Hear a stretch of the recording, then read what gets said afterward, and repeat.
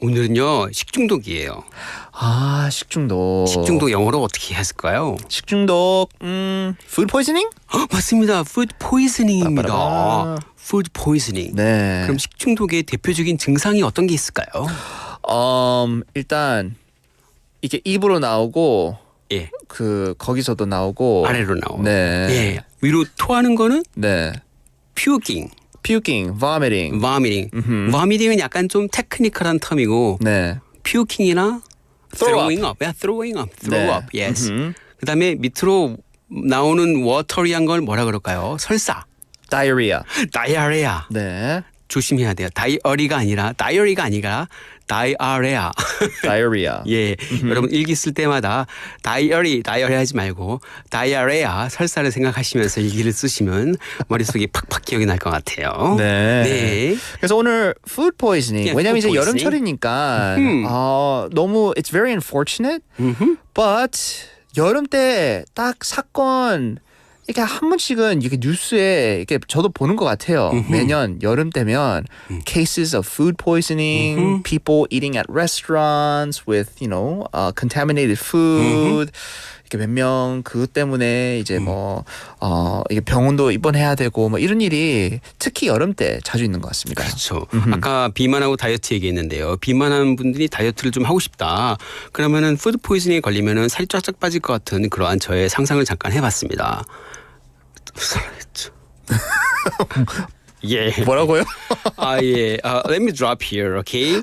I missed something. I got carried away. Sorry. 네. 오케이. 아무튼 오늘은 푸드 포이즈닝, 식중독에 대해서 얘기를 해봤습니다. 네. 근데 식중독이라는 게 이렇게 간단하게 대부분 다 self-limiting이라고도 얘기하죠. 네. self-limited라고 하고 self-limiting이라는 건 스스로 낫는 경우가 대부분인데 네. 그렇지 않을 경우에는 이제 치료가 필요하죠. 입원 치료가. 오늘은 그러면은 일단 식중독에 대해서 가장 유명한 균이 있습니다. 가장 식중독을 일으키는 많은 균이 있는데 어떤 균이 있을까요? 식중독 중에 보통 대장균. 근데 제가 생각하는 거는 네. 이콜라이? 예, 맞습니다. 이콜라이도 있는데요. 근데 제가 생각하는 하나 더 있는데 네. 이게 연어처럼 들리는 그 단어 뭐였다? 살모넬라. 예. 네. 살모넬라. 이게 그 두 개가 생각나는데요. 그렇죠. 그래서 제가 하나 팁을 드릴게요. 살모넬라가 달걀 이런 데 껍질에 많거든요. 그래서 달걀 같은 거 사시게 되면은요. 그 알코올 스프레이를 한 번씩 뿌려주세요. 그다음 냉장고 넣어놓으면 조금 더 안전할 수가 있겠고. 네. 그다음에 음식을 when you prepare your food, this is the thing that I want to, get crossed. 네. 이게 중요한 건데요. 우리 cross contamination이 있어요. cross contamination. 맞아요. 네, contamination이 오염이죠. contamination. 제가 이 말씀을 드린 이유가 의사들이 병원에서 항상 환자들을 볼 때에 가장 주의해야 되는 게 contamination이에요.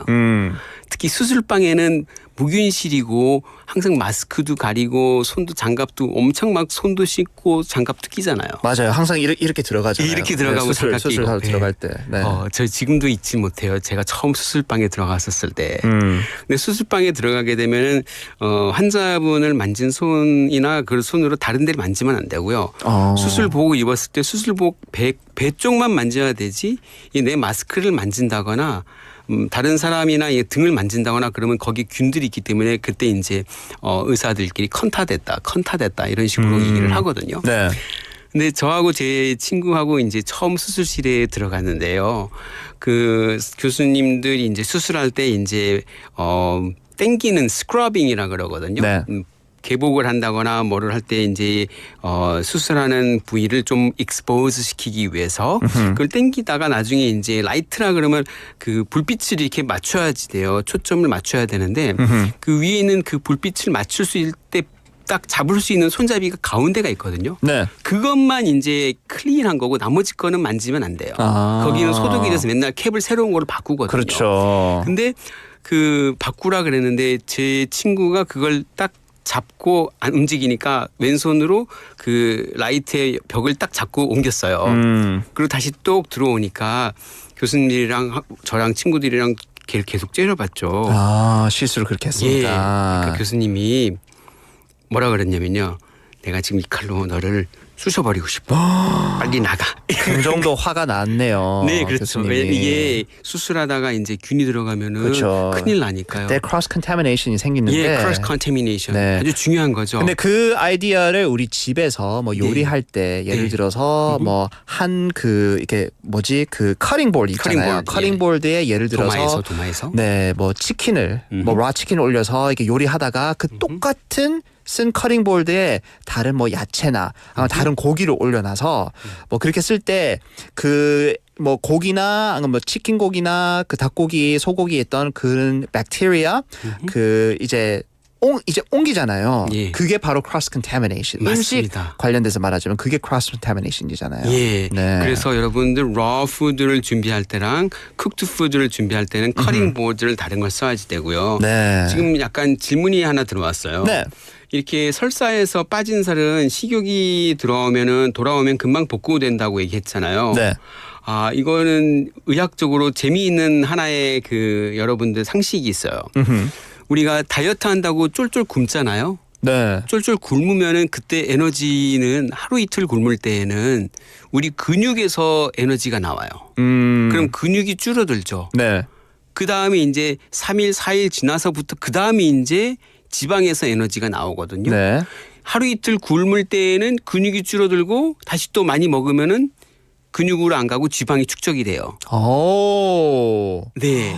그러면 굶고 이게 바로 막 엄청 많이 먹고 이렇게 하면 안 되겠네요. 그럼 바로 굶으면은 살로 되는 거잖아요. 굶는 동안에는 에너지원을 단백질에서 글루코스 설탕이 나와서 이제 그 단백질에서 에너지원이 나와서 단백질이 빠지는데 그게 하루 이틀 지나고 난 다음에 이제 지방 세포에서 이렇게 나오는 거거든요. good to know. 예, 그래서 처음에 하루 이틀 먹고 그 다음에 좀 먹고 또 다시 하루 이틀 단식하고 다이어트 한다 그러다 또 폭식하면은 네. 근육은 점점 줄어들고 지방이 퍽퍽퍽퍽 나가는 거니까. thank you so much. 그렇죠. 그럼 달걀을 자주 먹고는 이제 다음 넥스트 퀘스천으로서는 네. 달걀을 먹을 때 달걀을 만지고 바로 씻는 게 좋겠죠. 네.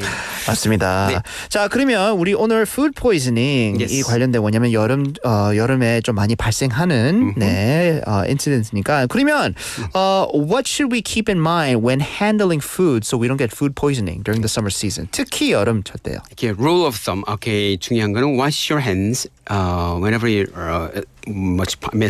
as many possible. 네. 가능한 많이 손을 씻는 게 중요하다라는 걸 그렇죠. 말씀드리고요. 네.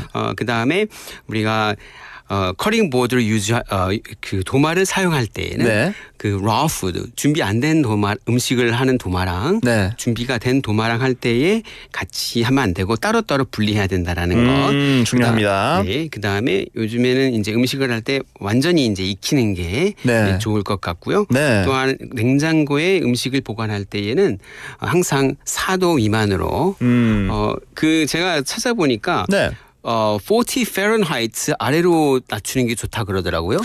40 Fahrenheit 되면 40 Fahrenheit가 4도 정도 돼요. 4도요? 네. 그래서 놀랐어요. 44도. 4도 정도 되면 예. 그 냉장고 온도 냉장 온도죠. 그렇죠. 네. 그리고 이제 계속 온도가 왔다 갔다 하게 되면은 변질될 수 있는 것들은 네. 냉장고 안에 깊숙이 넣는 게 좋겠고요. 그다음에 냉장고 문을 열고 닫을 때에는 가능한 시간을 짧게 해서 네. 짧게 열고 닫게 해달라. 요것만 지켜주시면 좋겠고요. 네. 그다음에 배가 아프고 설사한다 그럴 때에는 여러분들 너무 힘들 때에는 수액 맞거나 네. 금식하는 게 좋겠고 우리 선조들의 좋은 음식 죽이나 이게 가장 좋다라는 걸 말씀을 드리고요. Question. Yes, sir. 뭐 식중독이나 이렇게 장염 걸렸을 때 이온 음료를 많이 마셔라고 하는데 네. 그 이온은 뭐죠?